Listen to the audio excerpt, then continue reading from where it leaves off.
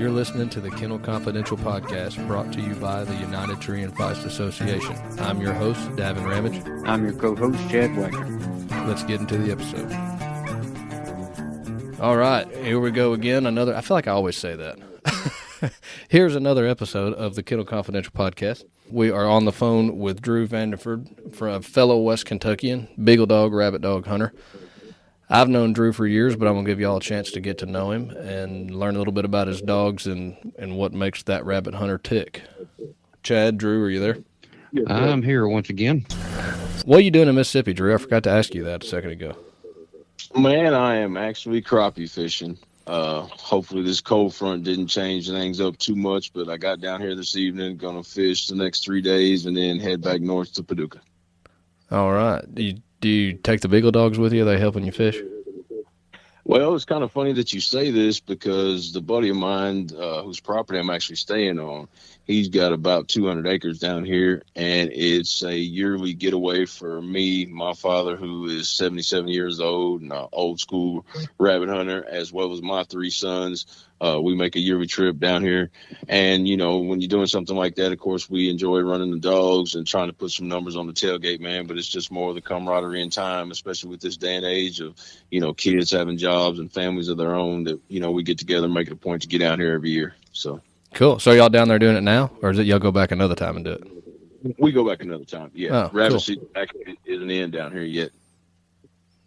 Yeah. Those further south than us, I guess. I could see that. I don't think rabbit season's in anywhere, is it? States like Texas and a few of the others out west. Texas is a 365-day-a-year state. Cool. I want to say that maybe Kansas, Oklahoma, somewhere out that way. You know, there are some states over there where it's fair game year round. Texas doesn't even have a daily bag limit on rabbits. I mean, you can go out and, you know, kill whatever you want. They're just that plentiful. And in our area, you know, we've got about you can kind of say a 90-day window. Comes in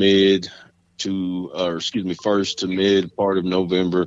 And when I say regional area, talking about, you know, because me personally, I hunt Illinois, Tennessee, Kentucky, and every now and then I'll dabble off into Missouri. But all of those places are pretty much, you know, first to mid-November, a lot of them through the end of February.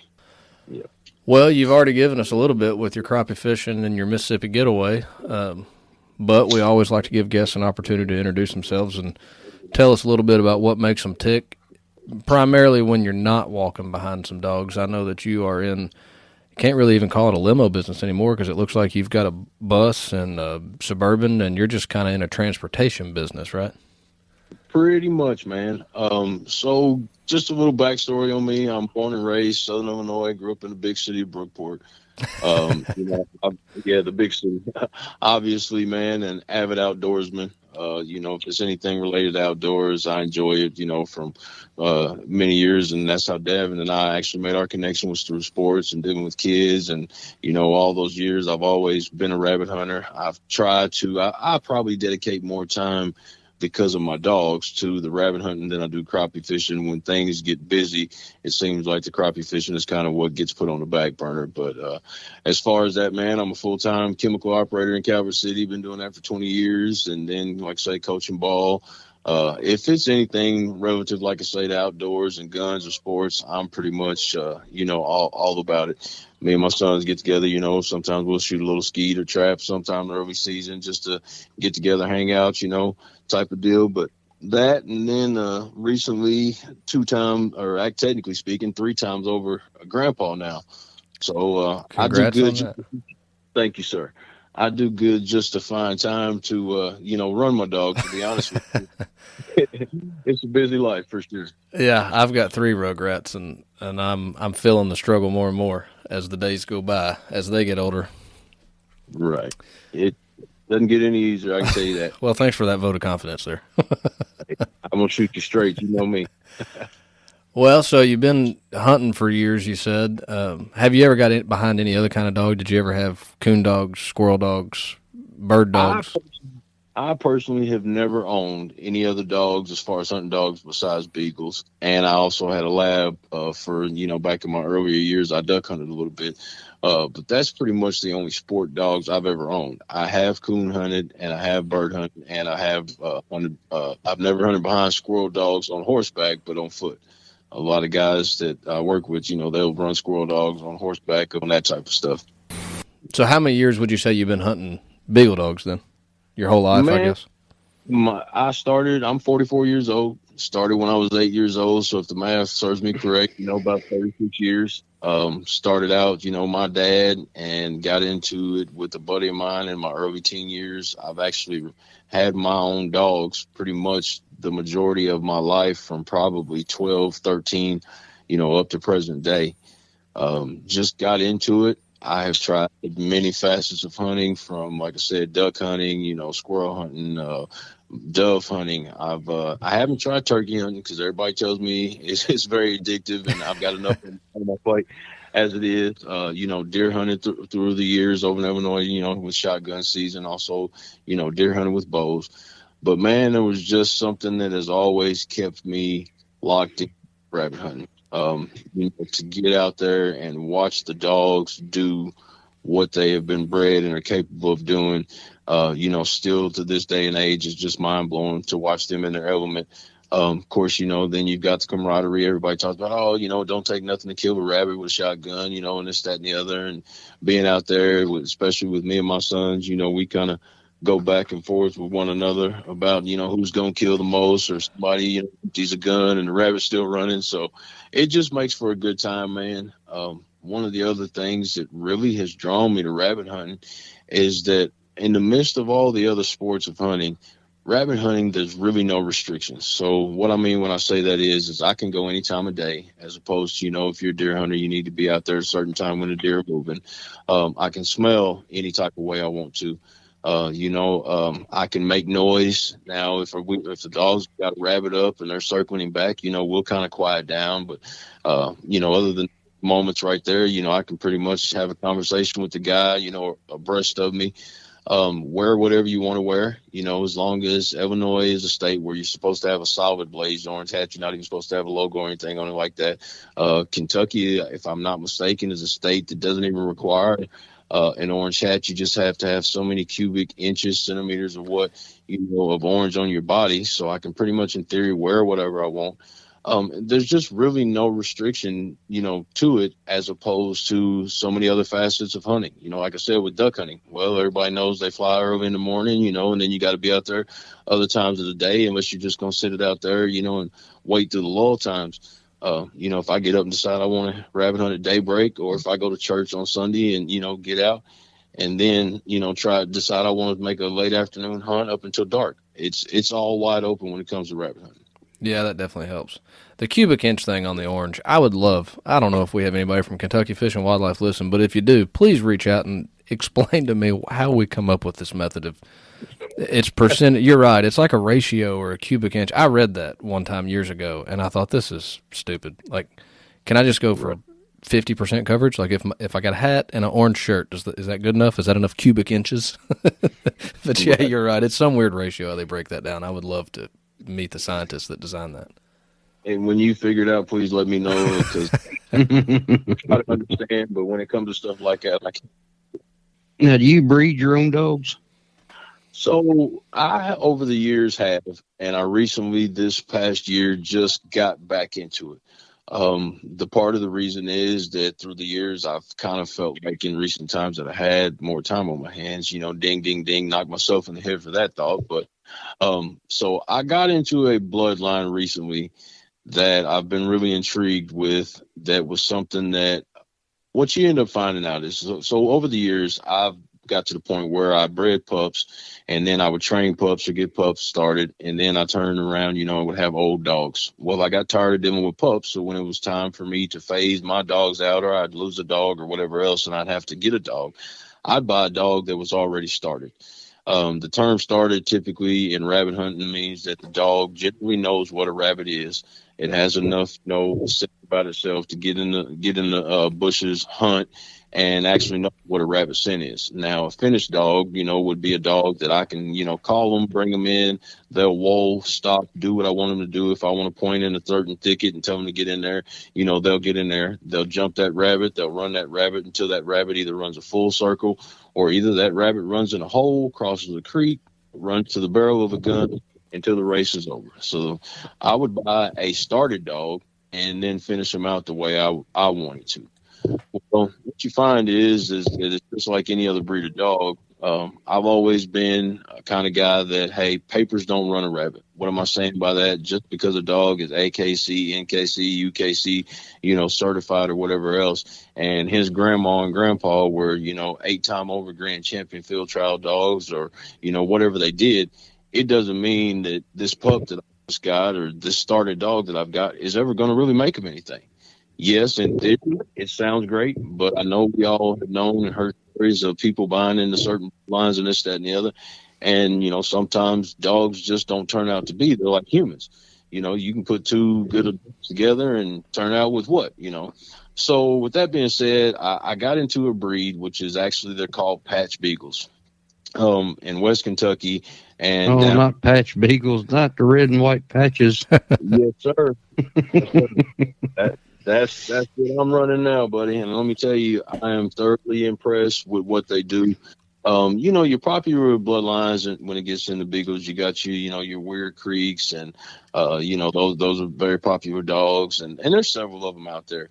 And it's one of those deals of Davin's got what he wants, and he likes what he's got. Drew likes what he wants, and gets what I got. It's a matter of what works for you.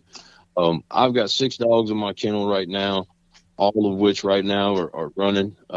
The youngest is about 15 months old. She's just recently good, and I'd say above started, but definitely not finished out for sure. And, I've got 3 patch dogs out there. I've also got what they classify as a lemon dog. That's just, of a mix that's a great dog. I've got a tricoal male out there that's got some Weir Creek bloodline in him, and I've got another dog out there that's got some Warfield Red in him. So, there's several different facets, but the patch dogs are known to be very, very hot-nosed. Okay, so that term, I think, is very deceptive. Okay, you hear people talking about, when they got a hot-nosed dog. A hot-nosed dog in that case means that my patch dogs, are not going to open their mouth and let you know that rabbit is present, most commonly until they're either staring at him or they've already jumped that rabbit and it's on the move. Okay, you hear people use the term a cold-nosed dog, which here's the deceiving part, in my opinion. A cold-nosed dog, say I'm in a 10 by 10 yard area, a thicket, and that rabbit's on the far corner over there.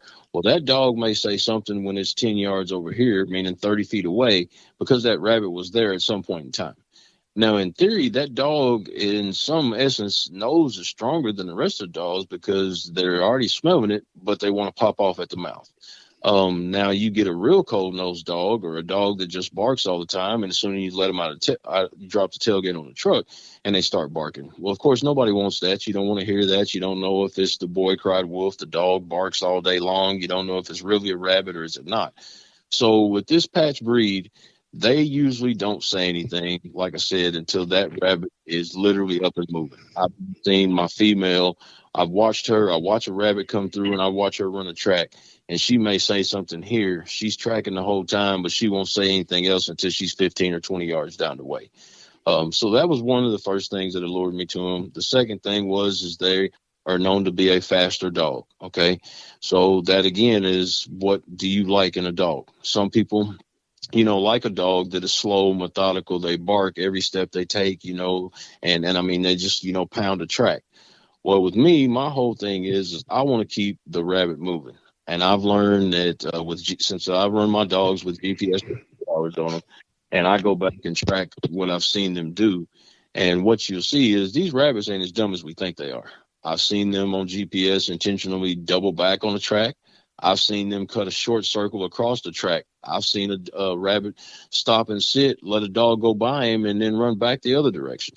So, if we can keep that rabbit moving, it gives them less time to sit up there and navigate and make a plan of trying to, make an escape and get away. The other thing about my patch breed that, I really like as far as, like I said, jumps and the speed is they are what are classified typically in most cases as a grub style hunt. Meaning grub, they get in the bushes. I mean, they're really working around. They're banging, their tails moving. They get excited when they get close to that rabbit, and they just really have a hard style of hunt. So, long story to say all that, I started back this year, and I did a patch cross with a lemon male that I had, and I threw some pups back in on May 10th. And man, they went like hotcakes. I had said I was going to keep one. She said she had 7. It was her first litter, and I sold all 7 of them in 3 days. So now I've doubled down on my patch bloodline with this young female I was speaking of earlier that just recently got started. And I'm going to, whenever she comes in her next cycle after season, put her with my male and, try to get some full patch pups out of her and see how they work out. Well, I run Beagles years ago. My next door neighbor was RB's sister, which started the Indian Hills line of dogs. Mm-hmm. And we field trialed some Midwest, and it was always funny, people would come up, oh, that dog's got too much nose. That dog's got too much nose. And RB'd sit and laugh at them. They'd finally say, well, what are you laughing about?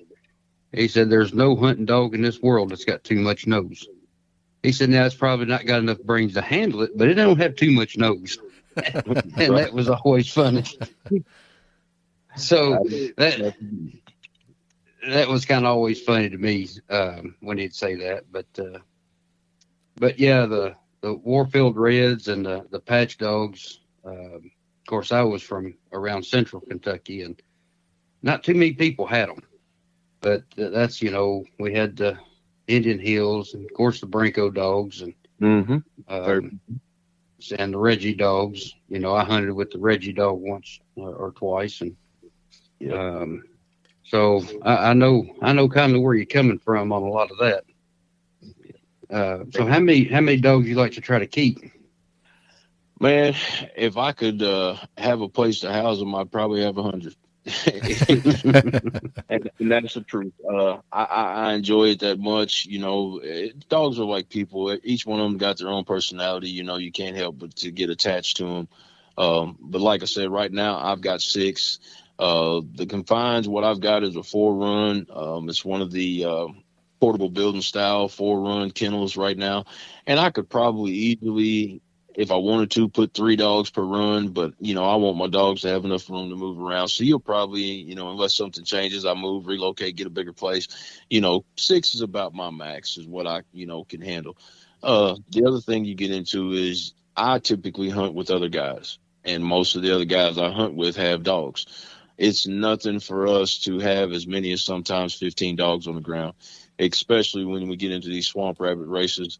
Down here in Mississippi where I'm at, they don't call them swamp rabbits. They call them cane cutters. Okay.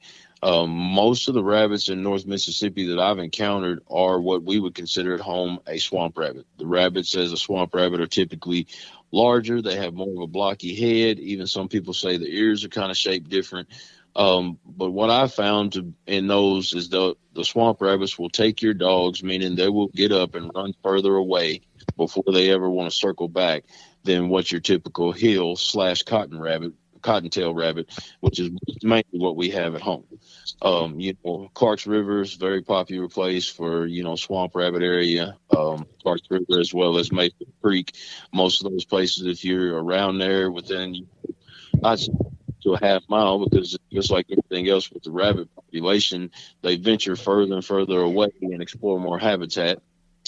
You'll find, swamp rabbits. So that's another thing, like I say, that I like enough foot. So the more dogs you have out there, the more you can keep those rabbits moving.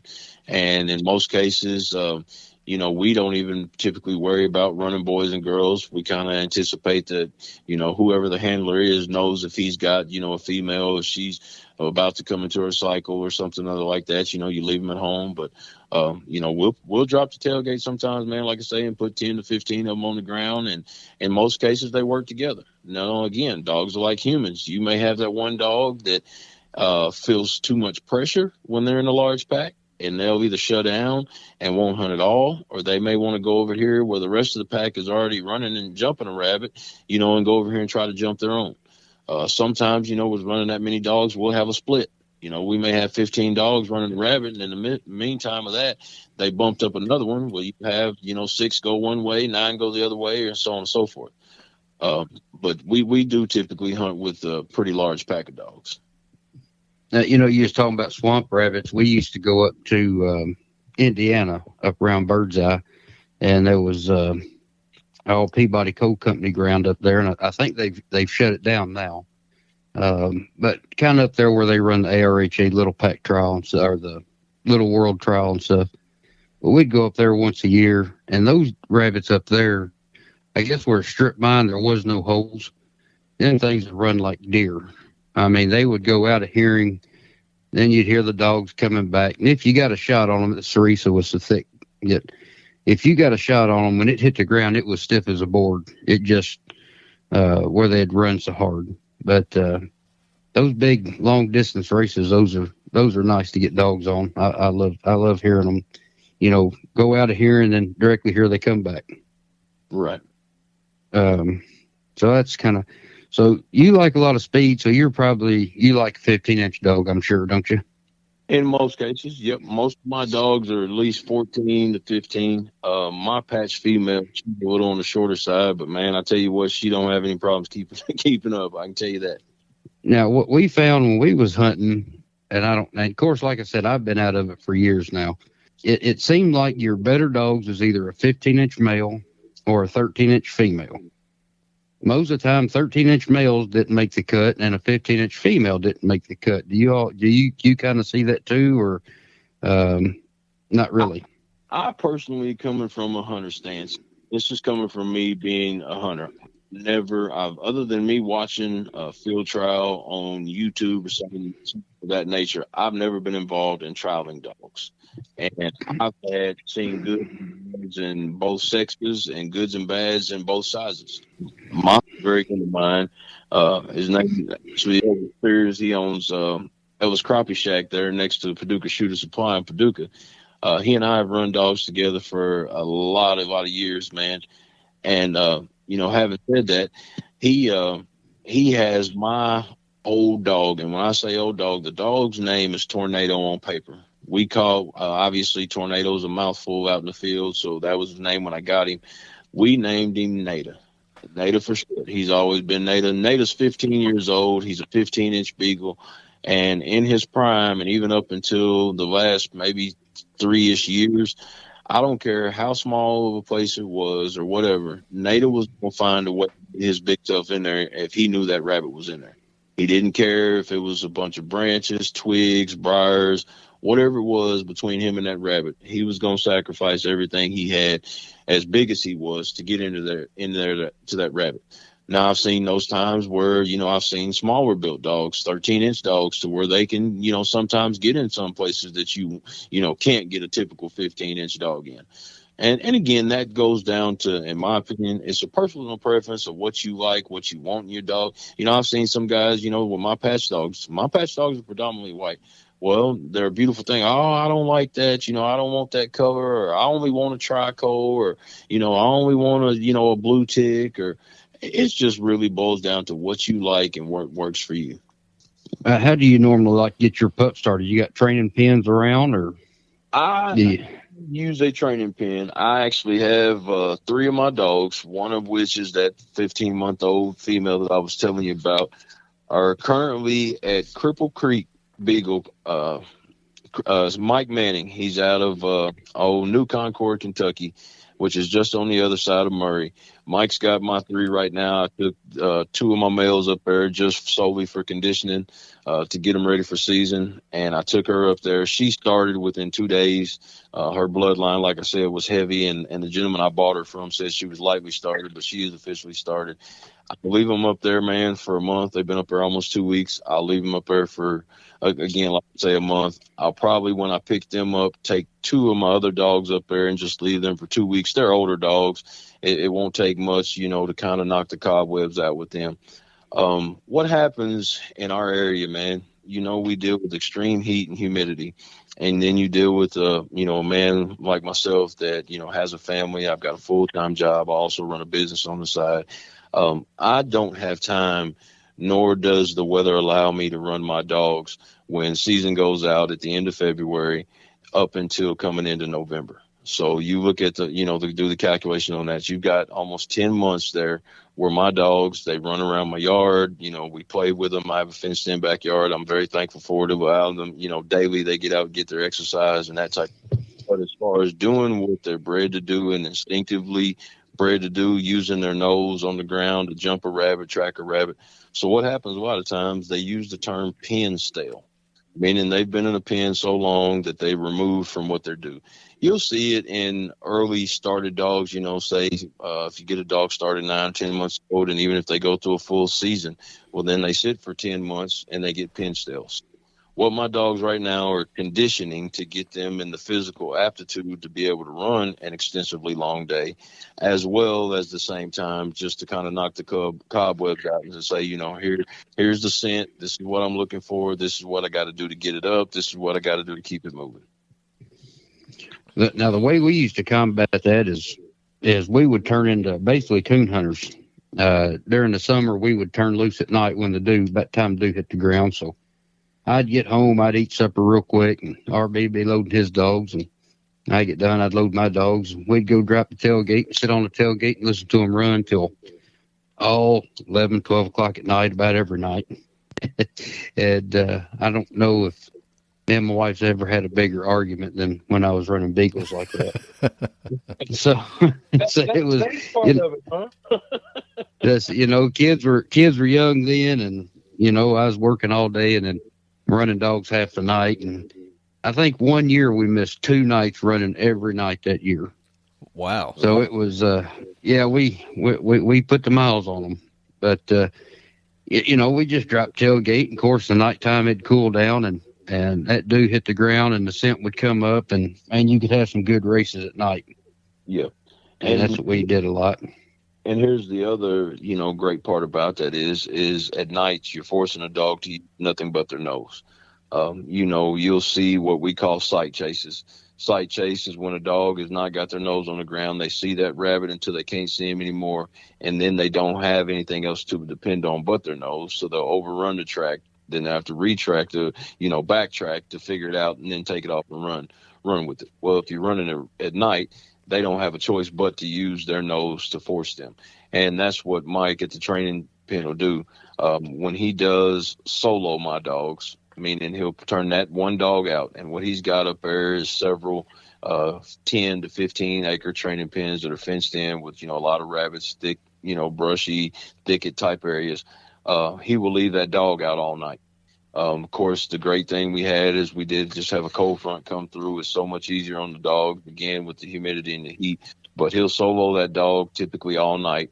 Once he does, of course, he's tracking them on GPS. He can see how many miles they put in, what they did throughout the night.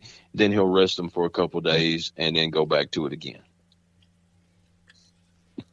But I don't have the advantageous means of having somewhere to go to be able to guarantee myself to just drop the tailgate and my dogs are going to get into rabbits. Obviously, you can't run your dogs, on, the wildlife management areas, and except for certain times of the year and places like that. You get into the other essence of snakes. That's a big issue with me running in the summer. A lot of the bottom grounds I hunt, have moccasins and things of that nature. So I don't really want to get a dog, snake bit. See, it ain't just me, Chad. In my time, man, I used to start my own dogs because I had the time to do it. Well, it's just like everything else in America. We're all in a fast-paced lifestyle between, like I said, work, family, kids, hobbies, and everything else, that it's just so much easier for me to take my dogs up there, take them to Mike, pay him. He's got the facilities right there, and leave them with him, let them get the time in that they need. So when season gets ready to start, I'm not out there aggravated and frustrated. And really, the aggravation and frustration is not with the dogs at that time. That's where it comes out at. But it's me as a handler to have spent the time with them to have them where they should be when the season starts. Right. Well, since you brought it up, Davin, Couple of years ago, we were hunting. He had this young dog Smoke, and it was kind of early in the season. It's about, I don't know, was it September maybe? No, I was But we thinking it was going down. towards the, like the spring. I was thinking it was like April or March because it Oh was yeah, still it kind was. of It cool. was. Yeah. It was as early. Yeah. So we was over hunting, and dogs had treed. And we're looking around a tree, and Davin almost steps on a rattlesnake. And since then, he puts armored socks on. Then over top of that, he'll put his rubber boots on that come up to his hips, and then he'll put his uh, gaiters on, and then over top of that, he'll put his chaps on, and and he goes tiptoeing through the woods with 20 pounds worth of clothes on. No, I'm just exaggerating a little bit, but Yeah, only a little bit. yeah, that That thing never But yeah. rattled. I mean, it never rattled at the dogs. It never, and the dogs were treed. I mean, right where that snake was coiled up, and I was going to handle my dog and get him hooked up. And I mean, I almost fell over. It's one of those, I was going to step and looked down and saw it and picked my foot up and I almost fell over. But I didn't realize it was even, I don't even know that we knew it was a rattlesnake immediately because it never rattled, never made a noise. Wow. Yeah, and then the next year, I was hunting in a different spot, and I did step on one, and it didn't rattle till I stepped on it. It rolled up from underneath my foot like a stick, and then jumped back and started rattling. But I don't think they really want to bite you. Well, let me explain something to you on that. And Davin will tell you, I'm 6'1". Recently had a pretty dramatic weight loss, and no, it's not relative to any of these pins or shots. I have lower back issues, and I was at the point of going to pain management. Doctor told me, "Hey, man, we're probably at the point of surgery," and I decided to take it upon myself. Got back in the gym, cut my diet drastically, changed things, and I'm down about 60 pounds. But I'm still a big man. I'm 260 pounds, 6'1". Okay, if you want to get run over, put a snake in front. Right? Some people might not like this. This is just me. I'm not trying to stick around to figure out if it's round, if it was trying. I'm not trying to figure out if it was a chicken snake. The only good snake there is a dead. A dead snake. Yeah, I'll tell you what kind it is after I've killed it. I'm not going to sit there and decide if it's, my dad used to get on me. Oh, the non-venomous ones keep you got to save them. They keep the bad ones away. And no, I can keep the bad ones away just by killing all of them. Yeah, I'm definitely not a fan. And if our buddy Joni's listening, I know she's got my back on that. So we went through the breeding already, but one thing I want to bounce back on, I know nothing about beagle dogs or rabbit hunting. I may have to hit you up this year and go with you. But Jeff Oliver, Jeff, he had come up to one of our, I think it was Tree and Feist days last year, and was just kind of, shaking hands. He was there with the Pride Dog Food Guide and, shaking hands and just kind of introducing himself and meeting everybody when he was taking over J&J Feeds. And anyway, him and Chad got talking, and I just was like a fly on the wall listening to him talk about these beagle dogs. And what amazed me is that the breeding is so mathematical with those. If you've got nose, but you need speed. So Drew's got a fast dog. I'm going to breed Drew's fast dog to my nose dog, and now I got a fast nose dog. It's amazing to me how mathematical the breeding is on that. It is. I'll tell you it is. Davin, that kind of goes into what I'm actually doing right now. So to give you a background again on my patch hounds. So my male that I've got is his name is Joker, and I'm telling you, I couldn't have picked a better name for him. He is a comical dog. At the end of the year last year, at 18 months old, he was probably as good as I've seen in my lifetime. And that's my own personal opinion. Somebody, like I said, for what I want my dogs to do, I couldn't have asked for anything better out of him. He comes from a line of double-sided patch, meaning he's a full patch hound. His great-grandparents, are the same identical grandparents as this female that I'm going to breed him with in the upcoming and in the future. So what I've done. Okay, listen to what he's saying. Everybody, listen to what he's saying. All right. So what I've done with this is I'm actually doubling down on that particular bloodline. Typically, what breeders will tell you when you get into doubling down on something, that all of the things that the dogs do well and do good will be better If they have any negatives, they will be 10 times magnified worse. Okay. So for me to make that choice and decision, I had to step back and look at Joker and kind of do like a delta plus minus column and say, okay, he's got a tight mouth. He doesn't, open up a lot. He doesn't run, trash as far as having any issues of running off game, whether it's deer, squirrel, fox, anything like that. You look at his handling. How is he between the ears? I've seen dogs that have great nose that handle terrible. You couldn't get him to come. You couldn't get him to do this. So you have to make kind of a plus minus column. When it came to Joker and his specific bloodline and what he was doing, as I said, at 18 months old, the deltas were maybe one or two. And one of the deltas about Joker is that at the end of the day, he never wanted to quit. Well, that's really not his fault. I mean, if you enjoy doing something and you still got the stamina to continue to do it. Now, as a handler, sometimes, me, I've got to be someplace else to go see the grandkids, to get to work on time or whatever else. And I know I need to leave by 2:00. Well, you don't want to be out there chasing a dog across the field. Well, that's part of the reason that I run my dogs with GPS shot collars.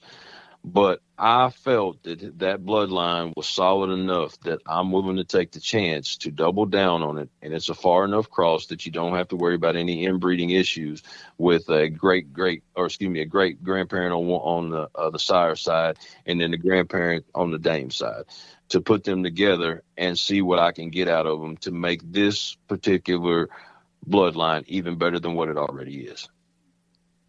Now, Devin, if we were talking to a squirrel dog guy, most squirrel dog guys, and here's what really blows your mind, I think, where you've been, talking to squirrel dog guys and looking at the squirrel dog pages and stuff. So, his dogs are mostly white and probably got a little red ticking on them or lemon ticking on them. And then, of course, he's got a tricolored dog too. So, if he had any issues at all and he was a squirrel hunter, he'd breed his tricolor to a walker. I want more foot. I got to breed to a walker. Or his patch hounds, he'd breed to an English dog. Well, that don't work. It don't work in the squirrel dogs and it don't work in the beagles.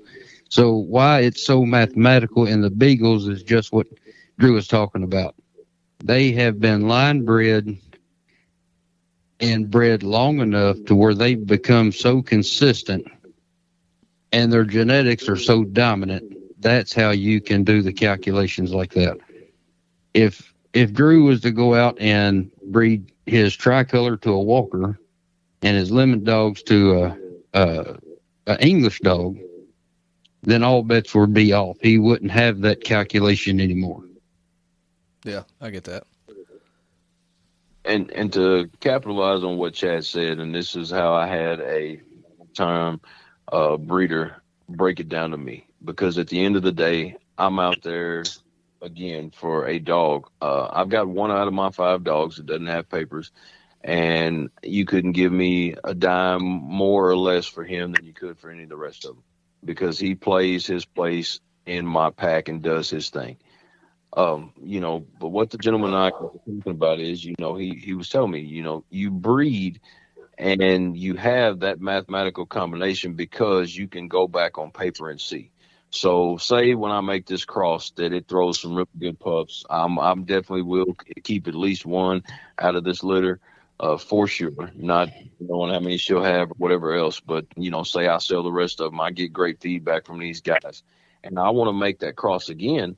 I can go back and look and still, okay, this is what I did to get to here. I can recreate that and do it again and do it again and do it again. As opposed to you getting into dogs that don't have papers, well, you don't have that paperwork to definitively say what this dog has got in them. How many, generations can you go back that there was, like Chad was saying earlier, like Reefords or, Bronco bred or Weir Creek or whatever else. And the funny thing about it is all of those bloodlines will have their per se dominant characteristics. Meaning that again, that they've got a tight mouth, or that they won't open, or they always hold good in a check, or those type of things. And that again becomes handler specific. What you'll find is, in a lot of cases, that a good hunting dog may not make a good field trial dog, but typically all field trial dogs will make a good hunting dog. The mathematics behind that is in a field trial, they want dogs to do things specifically and not to make mistakes. Well, me as a hunter, I don't care if the dog makes mistakes, because I've got a minimum of 6 dogs on the ground, sometimes as many as we talked about earlier, 15. So if Smokey over here goes and makes a mistake, well, then I've got Lady over here that's going to correct it and still keep that rabbit pushing. So that's kind of where you hear people say, you can't take a field trial dog or a hunting dog and make them into a field trial dog, because most hunting dogs are going to make some type of mistake. And mistakes are fine with me, to where guys that's all they do is run field trial dogs. They want that dog to run that rabbit in a pristine line, to make the right checks. That rabbit takes a left 10 feet up. They want that dog right on that same sanded track to make a left 10 feet up. Well, and since you're on that, I know that I've asked you before, when we were kind of getting ready for this, whether you ran field trials or just pleasure hunted. So we know now, and just from talking to you now, I think it's pretty obvious that you're on the pleasure side of it, not on the competition side. What is it that, just out of curiosity, we're not looking to split hairs and hurt anybody's feelings, but but what is it that kind of steers you away from the competition side of it, I guess? I won't say that there's any one thing in particular that has steered me away from it. I've just never really had the desire. One of the things that I enjoy at the end of a good run is, that rabbit's laying there on the ground. We allow the dogs to do typically what is called follow up. That means that they're going to run that track out to the completion of finding that rabbit there laying on the ground. When those dogs get to that rabbit, their tails are wagging, they're excited. You actually get smell it right there at the tip of their nose.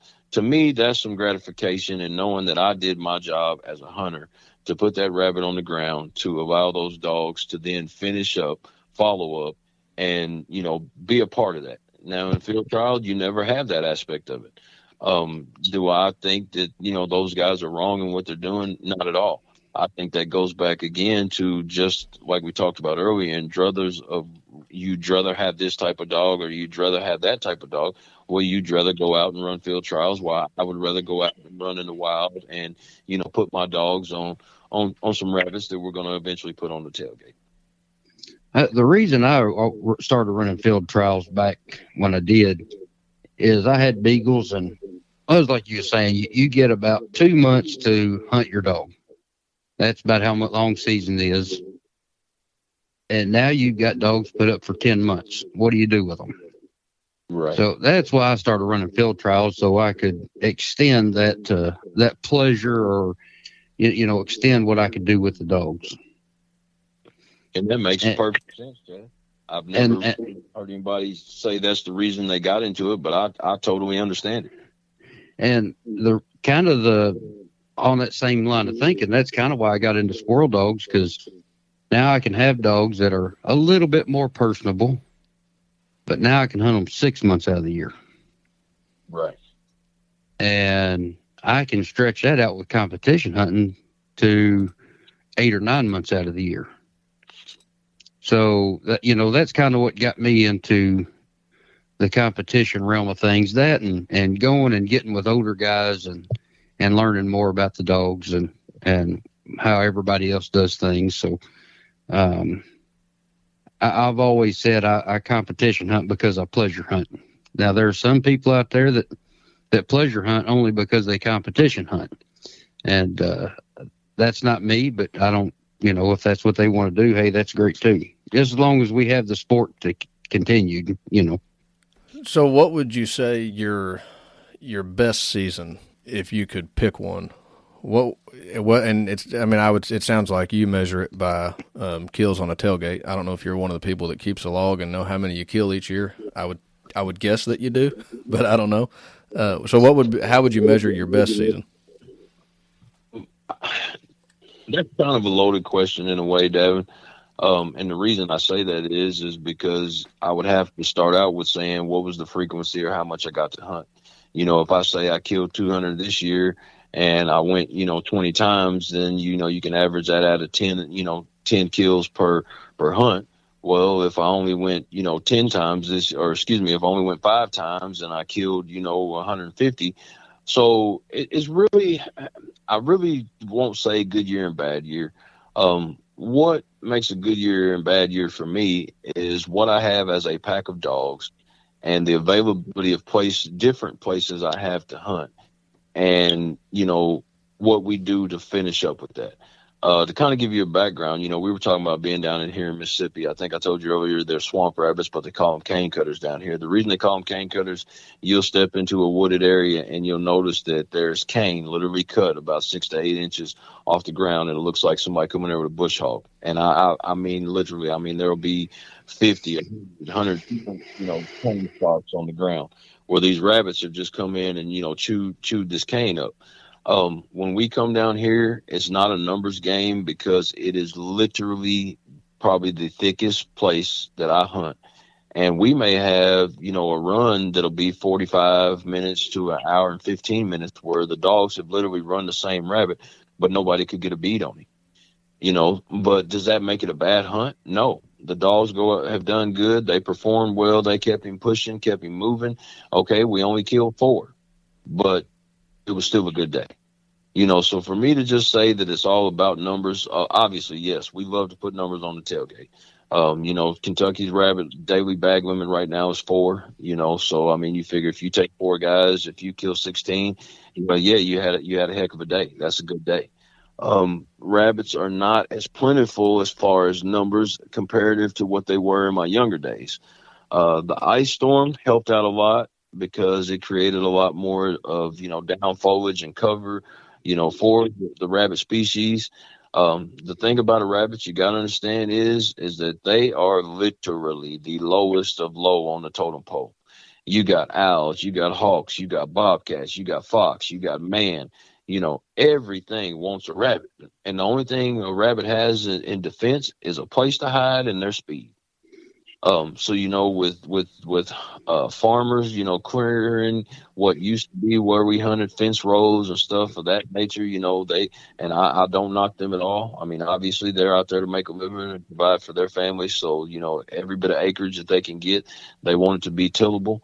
And, you have that factor to factor in there. And then, just the evolution of over time, what was a thick area by Mother Nature's design. You got some of these set aside grounds, CRP, stuff like that the farmers don't tend to, and they don't bush hog it. It will eventually choke itself out. I can take you to some places that I hunted 10 years ago that were so woolly and thick that you couldn't hardly, get through it to hunt.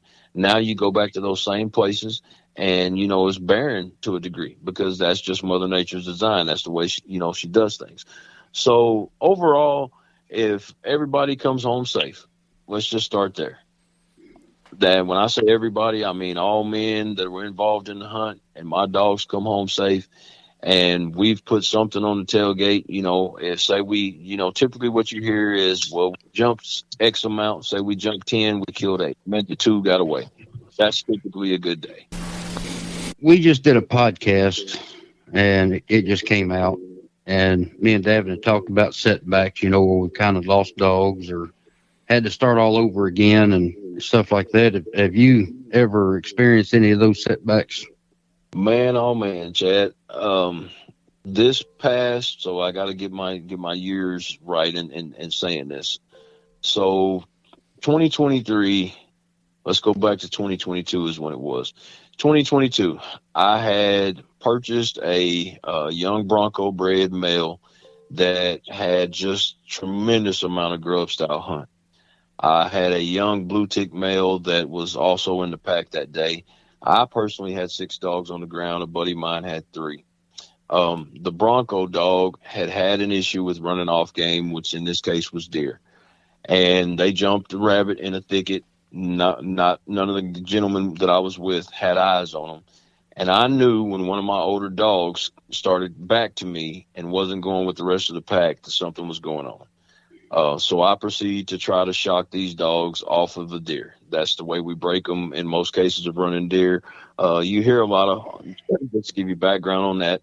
I've heard 99 different ways that people try to break dogs from running deer. I've heard people taking a deer skin, shoving it in a drum, put the lid on the drum with holes in it, and roll it down the hill. That way, that dog, they relate that scent to something negative. You know, that's where the shock cover comes in. I call it my extended switch. When I was a kid and I hunted with my dad carried a rolled up newspaper in his back pocket in his hunting vest.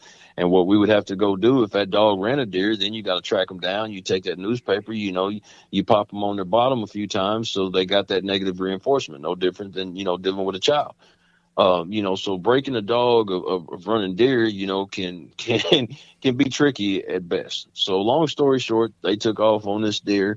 I'm shocking the fire out of them. I'm tracking them on GPS, and lo and behold, the blue tick male that I had on the ground as well as the Bronco were both hit by two different cars. They crossed a pretty busy highway. So here I am in the middle of the season. At that time, I think I told you I want to say it was 6 dogs on the ground. I also had another young dog that really wasn't even started at that time, so my pack was kind of thin. I do like to run a larger pack, like I said, because I feel like the more voices out there, it's more music to my ears, and the more advantageous it is to keep that racket moving. So here I am in late December of this year, mid-season, and I'm in a situation where, I'm kind of down. Can I still hunt? Yes. I can tell you that if you've got the right dog and it suits your style of hunting, you can rabbit hunt with one dog. I've seen people do it. You can take that one dog out there, trust and depend on that dog to find a rabbit, get that rabbit up and moving, and to keep them moving long enough that you can put a bead on them. But again, that's not, the way my style of hunting. So here I am mid-season. I've got to figure out what I'm going to do. I actually had a dog that was staying with a buddy of mine that he and I both went in on. He ended up taking a new job as a truck driver. The dog had never even been to the training pen or anything else. I take him to the training pen mid-season. He did finish out that season and was, what I would call fully started. Matter of fact, he's one of the 2 that I've got at the conditioning pen right now. He's a 3-year-old dog. But man, yeah, I've been down like that, Chad. Had a situation several years ago. Matter of fact, we were just talking about this the other day. It was 2013. My absolute best dog got hemmed up in a beaver trap. If you know anything about beaver traps, you set them up on the side of an embankment somewhere where, obviously once the beaver heads down that embankment to go into the water, they're trapped.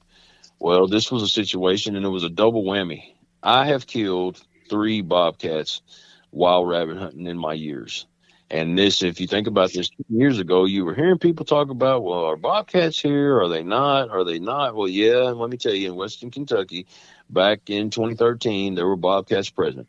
The dogs had actually taken off and were throwing mouth that wasn't what. Here's another thing. When you hunted your own dogs, you know everybody's voice and you know when somebody's lying or when they just took off and they were running frantic and something wasn't right. I look up and here comes a bobcat stretched across the field. I put a bead on him. Well, turn around, get all the dogs rounded up, and I'm hollering at my old dog, Pete. Hey, Pete, come. I'm hollering at him. I'm hitting the tone button on the shock collar.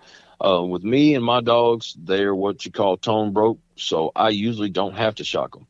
Again, it's a negative reinforcement thing with any dog or any human or anything else where they know where they hear certain words from me, such as whoa, such as no, come, here.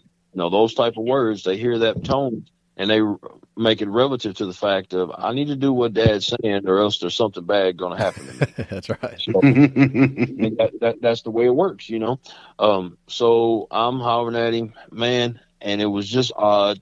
God, I'm a firm believer in God. I know he plays a count and everything. Me and my buddy are walking. It was odd for him not to come because, like I told you, he was the best complete dog I had at the time. If I called Pete, Pete was Johnny on the spot. If I said, Pete, I want you to get in this thicket right here, and I point, Pete was going to get in that thicket. He was that kind of dog. Well, far off in the distance, we saw, at that time, didn't know who it was, but a four-wheeler. Four-wheeler went several hundred yards, and it stopped. Person get off. They'd walk back to the four-wheeler. go several hundred yards and stop.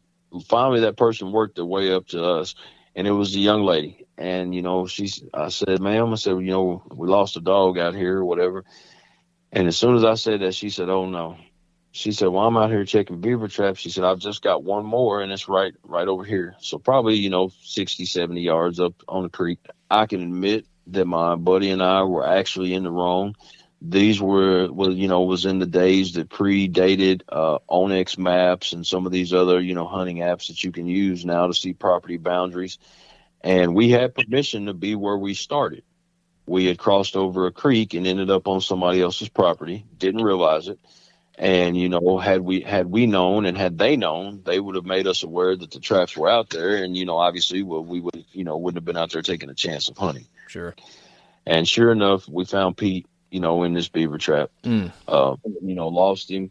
Got a bobcat that I get to take home, but I'm not taking my best dog home. So if I had to change anything, I'd, much rather have been able to take Pete home. Things like that, if you hunt long enough, are going to happen. In all my years, you hear people shooting dogs. I have never personally shot a dog, and I have never been on a hunt to where somebody has shot a dog and killed him. I've seen a dog peppered, meaning just a light spray of a pellet shot to hit the dog, but never have I seen, anybody actually, put a dog down by mistaking it for a rabbit. A gentleman I hunt with now, he has a ruby red dog. And I can't tell you how many times I pulled up. The dog's name is Buddy. I pulled up on him and dang it, Buddy. He'll pop his head out of a thicket or something, and you think it's a rabbit. But that's where it comes with good training, because at the end of the day, I want to kill rabbits, but it's not worth it for me to not make sure what's on the other end of the barrel of that gun before I pull the trigger. I don't care what it is. But those are the two instances that stand out in my mind. The absolute most. But yeah, I've had those times, and that's another reason that I didn't mention earlier as far as why I got into breeding. I've got 3 sons. They're 24, 25, and 26 years old. All 3 of them still love to rabbit hunt, as well as their other outdoorsman sports that they're involved in. And now that I've got a bloodline that I like, that we like, I've got something that we should never really have to go looking for dogs in the near future. As long as I want to stay with these patch hounds and I can keep producing something that is putting out what I want, my grandkids, in theory, should be able to run these same patch hounds, 25 years from now. That's good. We need to get together and trade out some hunts this year. We could go rabbit hunting with you and your dogs, and you can come over and squirrel hunt with us. I told Devin I'm all about it, man. I love being in outdoors. I love the camaraderie, just the hanging out with each other, from each other. I'm sure I would hope and pray I've got something I can pick up from you guys, and vice versa do that I could learn from you. Well, we spent a lot of years together. If you're going to pick anything up from me, boy, you should have already done it by now. What can I say? I'm a slow learner. I got a cold nose. Now, here's what I've learned about with Davin. Oh, goodness. Here we go. It takes a long time to get a hold of him. But when you do, he's going to make it up by talking. Drew knows that well, I guarantee it. I know, man. Drew knew me in younger years. It's probably been, how long we known each other? I bet it's 15 years, 15 to 20 probably. 15, yeah. 15 yeah, so there's, y'all probably know 2 different sides of me, Chad. Chad met me after a wife and kids. That does change you. I will say that 100%. And anything that like I said, keeps me in it. I don't know, as long as my body can withstand it, which I'm physically in good shape for a 44-year-old guy. I'm going to continue to rabbit hunt, man, until I can. And that's just one of them things. Now, that doesn't mean that along the way I may, finally venture down that quote unquote pun rabbit hole to get into turkey hunt. I may do this, that, and the other, but I'm always going to have beagle dogs, and I'm always going to. And I hadn't even got to ask you yet, but do you have a kennel name? I know that in the rabbit dog world, y'all kind of leave kennels on dogs a lot, but do y'all have a kennel name? Is there a Facebook page or something that you want to plug? We don't have a full-on Facebook page. I do have it on my own personal page. So my last name is Vanderford, and the common name, and Davin, you remember this, they called my boys that back when they played ball, but Vandy is our short and abbreviated name. So our kennel name is Vandy's Jump and Gun Kennels. I keep saying I'm gonna start a page. Here's the thing about me, I'm wannabe tech savvy, but really not.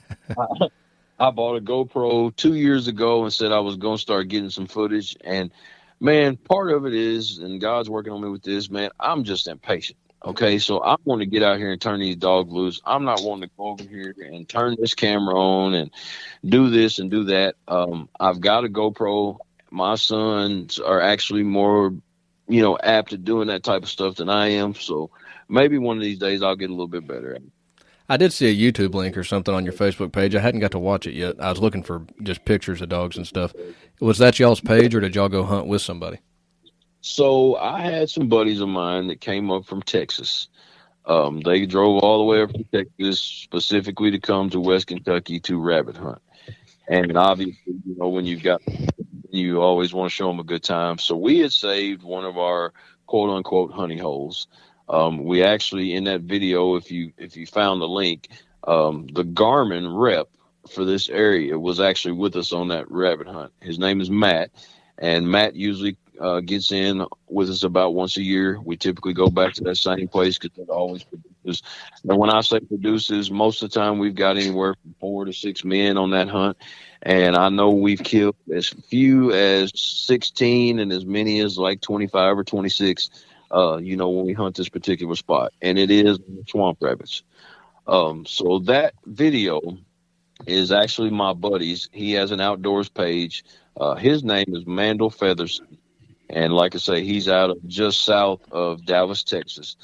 And his family page is Featherston's Family Outdoors. That's his actual YouTube channel. He's a very avid fisherman, beagle, houndsman, rabbit hunter. He does, tips and tricks on, worming your dogs, care for your dogs, how to catch crappie with live scope. He does a lot of that stuff. He had actually come in from Texas, even did, some drone footage. And if you watch that video, it's kind of comical.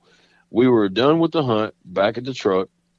I think, we were definitely within the means of our numbers as far as, hadn't gone over the limit.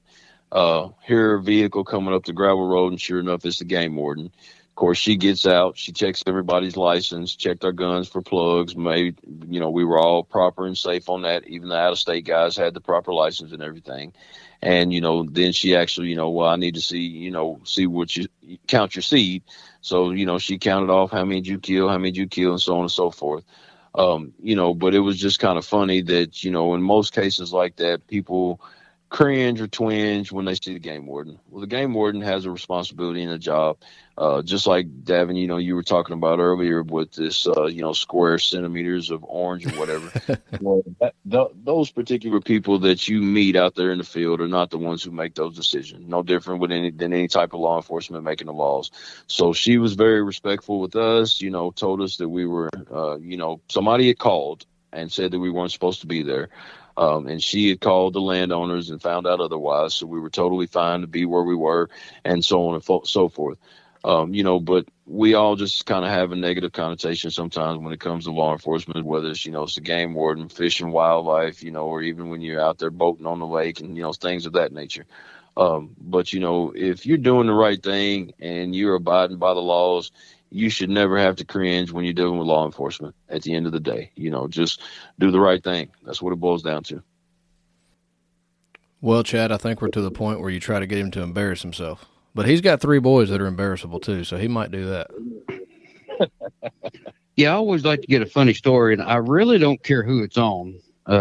It could be on Davin. Since you've known him for so long, don't tell him on me. I think we need to have one on him. Let's put him on the hot seat. But no, it could be on you. It could be on your sons, you. It don't matter. Just a funny story. A funny story, man. 2 instantly come to mind, and one's about one on my son. My oldest son is wiry and built on what I call stilts per se. He's a lightweight individual. Nothing. I think his body mass is like 12% body fat. So he's predominantly muscle. We were actually hunting, and I mean it was cold outside. When I say cold, I'm sure it was below freezing, probably between 20 and 32 degrees. And we were actually on the wildlife refuge, Clark's River. And man, there was some thick marsh, like brush type stuff. And of course, I'm a bigger guy, and I started walking down this path, and I'm like, oh, no, I'm not going that way. I'm sinking up to my knees. I'm gonna go around. Well, his little lightweight self thinks, because he's lightweight, well, he can bebop on across it, So he starts striding out there, and I will tell you instantly, he is borderline a fair weather hunter. Meaning if it gets below a certain temp, it'll be like, Dad, I think I'm going to sit this one out type of guy, as opposed to me. It don't matter how cold it is. I've hunted the snow on the ground when it's in the, single digits type stuff, where he would stay at home. So he goes bebopping across this marsh. And next thing you know, all you see is from his nipples up. From his nipples up, and he is soaking wet. Well, now you got the situation of how are you going to get out of this stuff? Yeah, because the other two boys are not lanky like that. Oh, no, they are not. But he, we finally, somebody had to throw him or, extend a stick to, get him up out of there. And he comes over to me, and his teeth are trying to get. So we continue to hunt, because I'm thinking, I didn't tell you silly self to cross there. Matter of fact, I told you not to. By the time we got back to the truck, man, let's just, say it was like hour and a half, hour and 45 minutes later, we get back to the truck. He's in the truck with the truck running in nothing but his underwear. What is it Kevin Hart says? You're going to learn today. You going to learn today. FAFO. He found out that day for sure. That's pretty good. But man, I'll tell you another common one. We like to, maybe for lack of better terms, in a safe manner, play pranks on each other. So hey, a guy's got to cross the fence. He hands you his gun. Well, guess what? If you give it back to him, he ain't got to shell one in. So that next, that grab it, is click, and then you hear a bleep explosion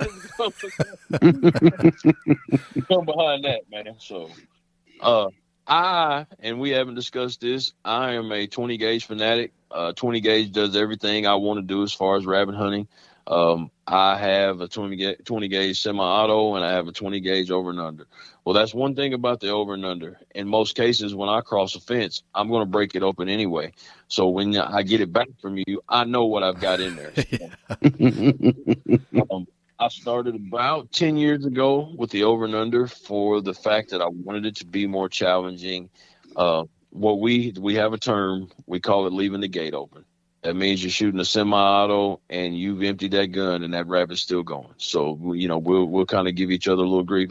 You left the gate open, he's still going type of deal. So to make things more difficult, when my dad started me out when I was a kid, I had a 410 single shot. And he would give me 5 shells when we got out of the truck, and he'd tell me, when those are gone, your day is done. That at that time, the limit on rabbits, I believe, was 6. So, he would have given me another one, but it makes you be more proficient at knowing when you pull that trigger that it's going to count. So I kind of did that to digress from having a 3rd shot option, because in most cases, I will say this, if you didn't get him the first 2, the probability on that 3rd shot is you just wasted it. Just reaching at that point. Yeah. And I don't care if he's coming at you. Those straight on coming up your shots are the hardest ones to make. They really are. But if you didn't hit him on the first 2, it's pretty probable that most likely that 3rd one you won't. And I'm not saying it never happens, but sometimes you throw a prayer at him. But I enjoy hunting with my over and under. And I do, it depends on where I'm going and what I'm doing. I'll just switch it up to carry something different one day and, take my semi-auto. You was talking about a single shot. I was hunting with a guy at Ohio, and I'm sure he'll listen. He'll know who he is. But we decided to go hunting together, one day, and dog treed. And, was hunting 2 dogs. They split treed. And I said, well, you go to that one. I'll go to this one over here. I get over to my tree, and I'm looking, and I hear boom, boom, boom, boom, boom. You rattled off 6 or 7 shots. as fast as he could go. Right. I was like, uh-oh. So I get back over to him. I was like, man, I don't know if you know this or not, but Kentucky, you got to have your gun plugged. Right. He said, well, what do you mean? And I said, well, you're holding too many shells. I can tell by how you're shooting. He said, I'm hunting with a single shot. I don't know how in the world he could reload one that fast, but boy, he could. He's a competition guy. Competition shooting guy. I mean, it was fast. It's funny you tell that story because there was an older gentleman. He is deceased now. That I was kind of the same way when I'm in my younger years. He hunted with 410 single shot, and he would take those shells and put 3 of them between his fingers with the brass, at the base of his fingers. And so you got, the shell pointing out, and he was the same way. I never figured out how in the world, but he could rattle that thing off like it was no problem. Yeah. Usually if I'm shooting that fast, I'm throwing Hail Marys too. Right. It's getting away if I'm shooting that fast. Well, with and that, obviously there's restrictions on state ground, especially like, Clarks River. It's a still only area, because it's kind of the same thing, relative to duck hunting. I stand firm, and most people would agree that lead kills stuff on impact more efficient and better than steel. Yes, sir. But when we go over what I do now, it's a little more expensive for me, but I shoot steel all the time. I got into a situation where we hunt today and we're going to Davin's farm, and then tomorrow we're going over here on the KOW or the WMA, and I've got to switch my shells out and this, that, and the other. And I had a buddy, that again ran into law enforcement, the game warden out somewhere, and he had a lead in his vest, but not in his gun. Well, the game warden was kind enough to allow him to, go on it, but he kind of gave him a warning and said, hey, you're not even supposed to have that stuff on premises because I don't know if you're using it or not, so on and so forth. So now with me, I exclusively shoot steel all the time. I typically shoot 6 shot. If I can get a whole 5 shot, especially with the swampers, I like to shoot the 5. But man, as y'all know, the shell shortage and what you find, and man, I can remember I used to go to Broward County Co-op. I could get a case of 6 shot 20 gauge for about $70. I dare you to go get a case of paper for $70. What are you talking about? It's crazy, man. It's absolutely crazy. 20 gauge. High brass 5 or 6 shots, $20 a box now, about anywhere, and that's lead. Yep, and that's lead. So you throw the steel on it, you just made it $23-$24 a box. Yeah, yep. And the way some people shoot shotguns, namely me, it's expensive to go squirrel hunting with a 20 gauge. Right. That's what I've been hunting glad with. These leaves come off. Yeah, the past 2 years, which I've got a cheaper semi-automatic 20 gauge. And the past couple of years, I've just wanted to throw it in the lake. I mean, I prefer 22 for squirrels anyway, but yeah, I'm almost to the point. I don't know if it's me or the 20. I might have to let you come shoot it, Drew, and you can tell me if it's me or the gun, I guess. But I'm gonna tell you without even shooting it. Do what? I'm gonna tell you now, without even shooting it, ain't got nothing to do with the gun. That could be too. Well, Drew, did we leave anything out? Is there anything else you want to tell us or plug, or did we forget something? I just want to reiterate, don't come out there in your Sunday slacks thinking you're not going to get in the briars if you're going with me. Well, I won't be in Sunday slacks. He'll have his boots on and his gaiters on and his chaps on, and he'll have all that on. They give me a hard time about them boots, but I wear those boots. It doesn't matter. I got one pair of hunting boots. Deer hunting, turkey hunting, squirrel hunting. I will wear them rabbit hunting with you. They're just my hunting boots. Well, like I say, whatever makes you happy. Just well, all right. Well, if you don't have anything else to add, or if we didn't forget anything, we appreciate you, especially taking the time on your fishing trip to get on the phone and let us talk a little dog hunting with you. Well, man, I certainly appreciate the call, and I appreciate you entrusting me. And I'm not. By any means, I don't have a degree or in any of this. It's something I'm, very passionate about, and I'm just telling you the things that have impacted me and helped me be a better hunter and kind of made me prosper in the sport. And I'm, something I want to see again, for my grandkids. So I appreciate it. Not a problem. School of the Hard Knocks. Well, Drew, it's good talking to you, and hope to get to meet you here soon. Sounds good, Chad. You guys take care, and I appreciate you. All right. Thanks, Drew. All right. Bye-bye.